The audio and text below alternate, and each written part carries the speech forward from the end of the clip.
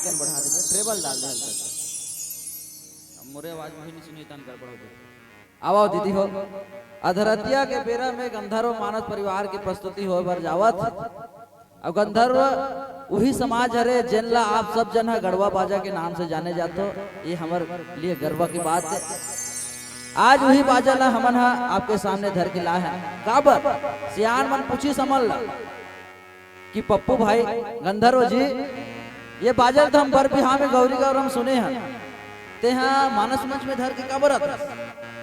तो मोर यही कहना है वो सियान सियान हो आज हमर संस्कृति नंदावत जावत। आज हमर समन के सभ्यता नंदावत जावत है।